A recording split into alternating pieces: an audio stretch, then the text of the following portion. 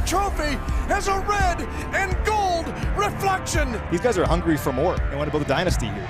Believe in each other. Fly around. Let's find a way to win. And he's going to be hit. Chris Jones got him in a bear hug. Pacheco blasts into the end zone at the 10-5. Length to the end zone. Touchdown.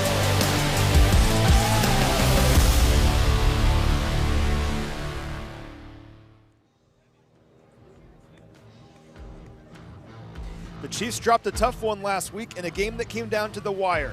But now back at home, and with all of their goals still right there in front of them, Kansas City has a chance to get back on track in yet another matchup against the Buffalo Bills. We are 2 hours from kickoff. You've waited all week for this very moment. It's finally here. It is time for football in Chiefs Kingdom. Let's do this. My name is Matt McMullen, joined by voice of the Chiefs, Mitch Holthus. This is Field Pass, presented by StorageMart. And Mitch, first of all, welcome back, my friend. Thank you, my brother. And shout out to Ari Wolf. What a job he did getting that thrust on him Friday night and having to cram for the test. So Ari's a pro's pro. Love that dude. So way to go, Ari. Great to be back, but it felt like a Wonderful Life movie, like George Bailey, right? I was lifted out of my life to look at my life. So not taking anything for granted today in this game. Absolutely. And yeah, shout out to Ari. Incredible job by Ari to basically have no preparation time to fly to Lambeau and to call a Chiefs game on the radio. But still, Chiefs Sundays are not the same without you. Everyone can agree on that. So welcome back. Let's celebrate with a victory over the Bills here today. And let's talk about these Buffalo Bills because they're having a very odd season, to say the least. So the Bills have a plus 100 point differential this year. Really good. It's the top third down offense in the NFL and the number 2 red zone offense in the NFL. Yet despite all of that, they are 6-6, fighting for their playoff lives. Now they're 2-6 in one-score games this year, and in 4 of those losses, they either had the lead or tied the game in the final 3 minutes. So those could all be wins, but they're not. They're all losses. Super weird season for these guys, but it all shows these guys are much better than their record indicates. No question, Matt. They're really a strange group. They're closer to 10-2 than 6-6, but let's put this in perspective. I don't know if they kept track of such stuff prior to the merger of the AFL and NFL in 1970, but since the merger, these Buffalo Bills, who are warming up right behind us, are the only team to have a plus 100 point differential and have 6 losses after week 12. The week against Philadelphia, they were one of 40 teams since the merger to have 500 yards, 10 third down conversions, and be plus in the giveaway, takeaway, and lose. Teams are 39-1. The only team to lose, the Bills. These guys are actually working against history, but I think your point's well taken. If they catch fire, they could be a real menace. Turnovers are the issue. That's the problem with this Bills squad this year. They have 20 giveaways, actually tied with the Chiefs for the 7th most in the NFL. And in games where they turn the ball over multiple times, they're 1-5. In games where they don't turn the ball over multiple times, so just 1 turnover or 0 turnovers, they are 5-1. That's the key for these guys. And it's also even weirder because you think about last year for Buffalo, they led the NFL in red zone giveaways with 8. They have 0 of those this year, but it's actually kind of been the opposite problem, where 15 of their 20 giveaways this season have occurred in their own territory, and 6 times this season they've turned the ball over on the very first play. Look who it is. Jarek McKinnon coming back today. No, Chet's back. Number 1, baby. Number 1. Look, we're all back, baby. We're all back. So glad to have him back. I love him back. He's such a weapon on third down as a protector, as a receiver, as a runner, and just his energy. What you saw there is what Jet is every day when he comes to work, and that's why missing him is more than just missing a player. So it's awesome to have him back. But let's go back to the Bills and the turnover issues. The other thing that's really odd, and I admire Josh Allen. I respect him as a player. You look at his background, his rural background in Northern California. Nobody recruited him. Wyoming didn't really. They just kind of stumbled into him. But the fact that 7 of his 13 interceptions have been when he's had the lead, that just goes back to some of the stuff you were saying. And the fact that, I don't know if it's careless, I don't know if he's got anxiety, but now for 3 seasons, he's given the ball up 53 times. That's 42 picks and 11 lost fumbles in 2 3/4 seasons. And that will keep you out of a championship game. That will keep you out of the playoffs. And if that doesn't stop, the Bills are going nowhere. This Bills offense in many ways kind of reminds me of the Chiefs offense because we know they're dangerous. They can move the football, yet turnovers, penalties have gotten in the way. And speaking of the Chiefs, maybe looking for some more consistency here today offensively. For more on that topic, I caught up with former Chief Kyle Long earlier this week. All right, we're joined now by former Chief Kyle Long. He's now an analyst on that other pregame show on CBS Sports Network. And Kyle, I want to ask you about this Chiefs offense. We've seen flashes at times this season. Even 2 weeks ago, they scored 31 points against the Raiders, but maybe looking for some more consistency here in December and going toward the playoffs. And what better time to start with that than here against the Bills? How can the Chiefs offense maybe find some consistency here in this game? I think leaning on your studs up front is going to be something that this Chiefs team is going to have to do moving into the end of the season. Now, I know the spark plug, Isaiah Pacheco, he's been on the injury list. So we're going to be with guys like Jerick McKinnon and the likes of the other running backs. So it's not going to be the guy you can hand it to who's going to make 4 to 6 yards happen regardless of what happens in the blocks. You're going to have to really put the onus on that offensive line. Trey Smith, Joe Thuney, Creed Humphrey, they're three of the best in the National Football League. So you put those three together, give them opportunities to make blocks in the A and B gaps and get that thing moving downhill. I think it sets up well for that offensive line to protect on third and manageable. I think that the issue has been penalties. Obviously, you and I both know penalties have been a big issue for this offense, and no offense in the National Football League is built to start from behind the sticks, 1st and 15, 2nd and 20. They can't get to those situations. Am I panicking on this team? Absolutely not. But I do think there needs to be a heavier dose of the run, and I think less cute, more brute at the goal line will prove to be in that low red area will prove to be very, very beneficial for this team. Yeah, I think we saw that physicality a lot, particularly in the third quarter last week against Green Bay. It came in a loss, so it's easy to forget about it, but they were blowing guys off the line of scrimmage in the third quarter of that game. Let's bring that here into this game, and I think you're right. They could find some success. I want to ask you specifically about one rookie on the Chiefs offensive line, Wanya Morris, likely making his first career start at left tackle against the Bills, with Donovan Smith not going to play in this one. As a guy that played on the offensive line for a very long time in the NFL, what's your advice for a player like Wanya? I would say, look, you went and you got to play in one of the most raucous environments at Lambeau Field. Now you get the benefit of bringing it home to Arrowhead in one of the biggest rivalries in the league, Bills Chiefs. So you get an opportunity to play left tackle and get in there. Trust Andy Heck. He's one of the best coaches. Trust the guys around you. You've got a great group. And trust your technique. It's really easy for offensive linemen when they get into these big games. And there's questions about the offense and the success of the offense. It's easy for an offensive lineman to slip out of their technique and try to do something extra to make the block happen. I would urge 64 to just stay big, play square, use your hands and keep your head back. See what you hit, baby. I mean, it's all the stuff that Andy Heck's going to preach. And he knows that Joe Thuney's got his right shoulder covered. And I think they'll do a great job scheming stuff up. So 64 is not out there fighting for his life. Sure, limited reps against the Packers, but on those reps, he looks pretty good. So I'm excited to see what he can do here against a good Bills pass rush. My last question for you, we talked about the offensive line maybe setting the tone for the Chiefs in this game, but looking at the Bills defense specifically, what are some keys for the Chiefs offense to find success against this defense? I think it's that second level of the Bills defense that they can be attacked. They're physical at all three levels, but I think we've had some issues there with the Bills secondary being able to cover in the windows that will open up, whether it's zone or man. I think that second level is an issue. Matt Milano is the heart and soul of this team. And I mean, you being a Chiefs guy, you know who Matt Milano is, and his presence has been missed brutally by this team. And they're trying to find ways to get guys to play with that energy.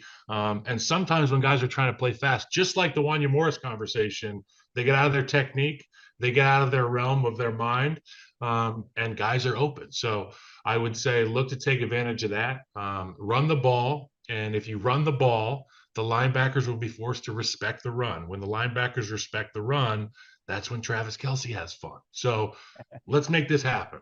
Yeah, I'm with you. It's one of those things where the Chiefs offense in so many ways has shown that it could move this year. It's just when it beats itself, that's where they have issues. But hopefully they can stay on time, stay on rhythm here against the Bills, and have a big day offensively.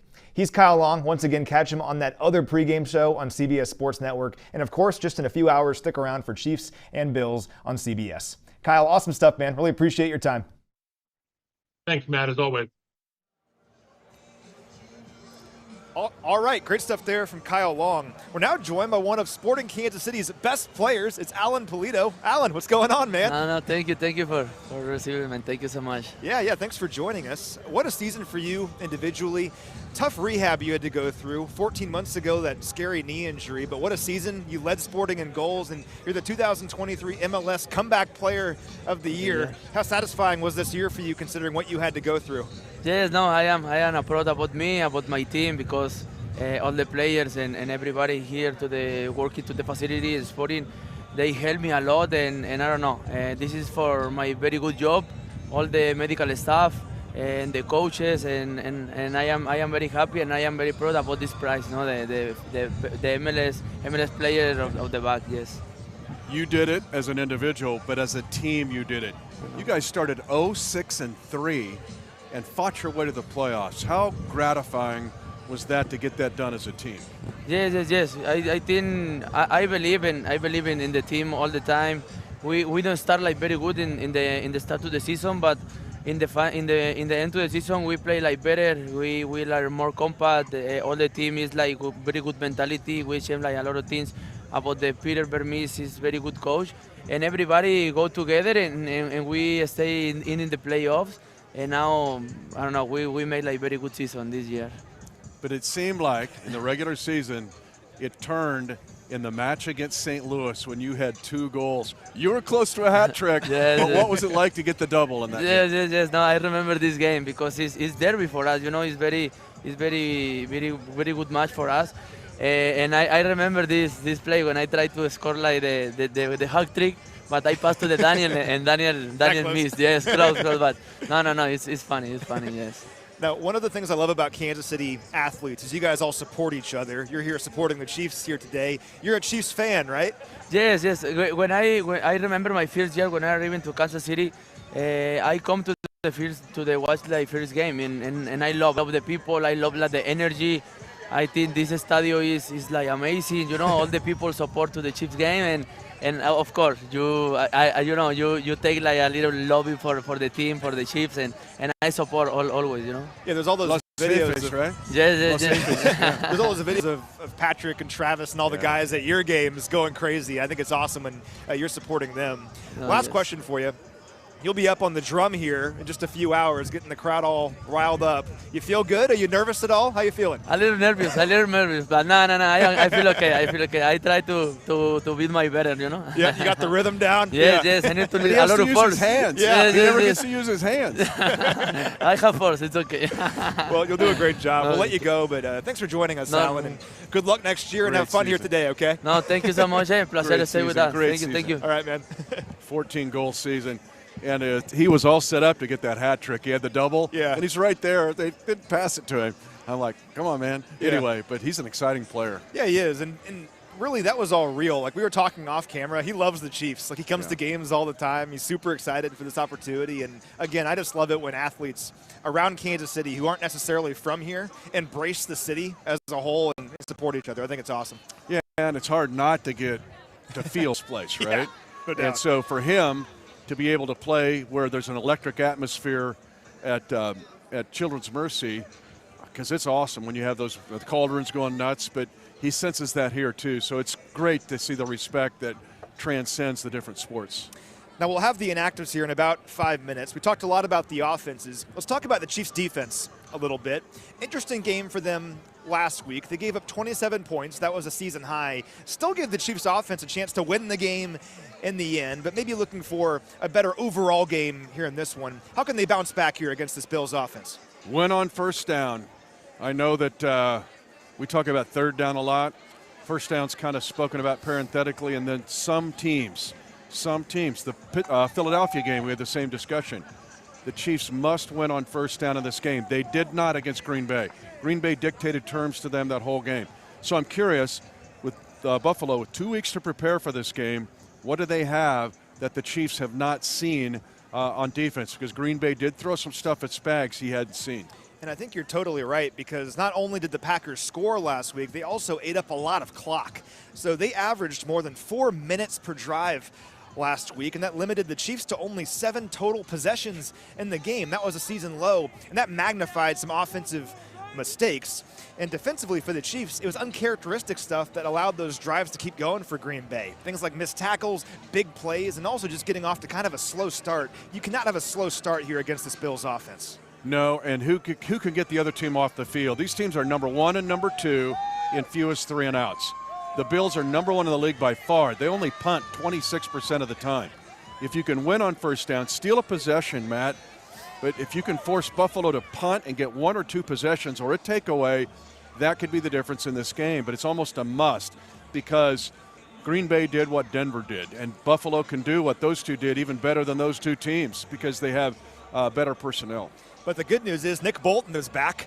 First time since week 7. Of course, Nick hurt his wrist in that game against the Chargers, went on injured reserve. He's back here, though, today, one of the best linebackers in the NFL. And that's an even bigger deal considering Drew Tranquill's not going to play here today. And that goes back to recognition. There were some alignment issues last week. Spags talked about it. When Tranquill went down early, all of a sudden now you lost a veteran. Cochran did as good as he could do, but he's not a veteran. He's only his second year, and he hasn't done the green dot. The fact that Bolton can maybe get the Chiefs in the right position, even if it's a play they haven't seen, based on the concept that the Bills will use. So getting Bolton back, yes, is a physical player against what I think will be a run-heavy Bills offense. But 2, it's his experience to get the team aligned right. And just his energy. You know, he's fired up for this one. Hopefully, maybe an interception or 2 for Nick Bolton here in this game. Want to ask you about this Bills defense as well. Interesting group. So they are the number 5 scoring defense in the NFL, and at times have looked really dominant this year. They held opponents under 10 points 3 times this season, but the last time they were on the field, they gave up 37 points to the Philadelphia Eagles. Your thoughts overall on this Bills defense? Again, a unique group. They're much like their offense in the fact talented, but they miss Matt Milano. And they've got veterans in the secondary, but they're also 2 safeties that are in their 11th year. They don't blitz much. Only 5 teams blitz fewer in this league than the Buffalo Bills. They won't blitz the Chiefs today much. So it's a matter of recognition for Patrick Mahomes, but it's handling those front 4 guys. They're getting big years out of Greg Rousseau and Alan Espinoza, A.J. Espinoza, the former Iowa Hawkeye. And those 2 interior guys are problems. But this is not a team that blitzes a lot.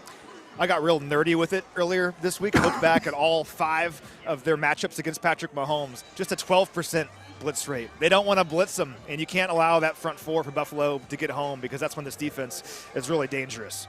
We just got the inactives, Mitch. First, we have our promo code that I have to give out. Again, I do not come up with these, okay? They are given to me. This one is Twinning with Matt, okay? Twinning with Matt. If you say that at the Pro Shop at GEHA Field at Arrowhead Stadium, you're going to get 10% off your purchase. Now, as always, there are some rules around this. The offer is not valid on game day or the day before. It cannot be stacked with other discounts. It's in-store only. Unfortunately, does not work online, just the Pro Shop here at the stadium. And it excludes memorabilia, Oakleys, Ray-Bans, and sale items. But all the stuff you see us wearing every single week, including these cool hoodies that we have and the hats, of course, Twinning with Matt will get you 10% off your purchase. I don't come up with these, all right? But your wife comes up with these. Ellie, come on. Ellie does these. I got it. No, this is not me, but Twinning with Matt will get you 10% off your purchase. All right, Mitch, here's the inactives for today's game. So for the Chiefs, not a lot of surprises. We knew this already. Running back Isaiah Pacheco, not going to play. Brian Cook was placed on injured reserve, so you won't see him on the inactives list, but Brian Cook not going to play here today. He is on IR. Left tackle Donovan Smith not going to play here today with a neck injury, and linebacker Drew Tranquill not going to play, still in concussion protocol, but great having Jerick McKinnon back, of course Nick Bolton back, as we talked about, and Wanye Morris likely making his first career start at left tackle. He'll make his first start, but I'm excited about that. The times he's had to come in against the Raiders and last week, he brought an edge to him. Oh, yeah. Keep in mind, his mentor is Trey Smith. They were together at Tennessee. Excuse me. His ability to bring an edge at left tackle with his athleticism I think will be a factor today. Looking at the Bills, not a lot of surprises either. Tight end Dawson Knox was activated from injured reserve. He has not played since week 7. Good player for them, having Dawson Knox back. Kaiir Elam, second-year corner out of Florida. I do not believe he was activated from injured reserve, so it doesn't look like Kaiir Elam will go here today, but Dawson Knox being back is a big deal for the Bills. It is. They also have Kincaid, so these are two good tight ends. Absolutely. It's going to be a playoff kind of atmosphere here, I think. I mean, these Bills are fighting for their season, right? They're 6-6 right now. They can't afford another loss. I have no doubt they'll be bringing the intensity throughout this game. But again, what an opportunity here for Kansas City. It's a home stretch of the season. This is when the Chiefs historically play their best football. I fully expect them to match that intensity of the Bills here today. And for me, that's the key to a big Chiefs win. For Mitch Holthus, I'm Matt McMullen. Thank you so much for watching, everyone. Let's go get a victory.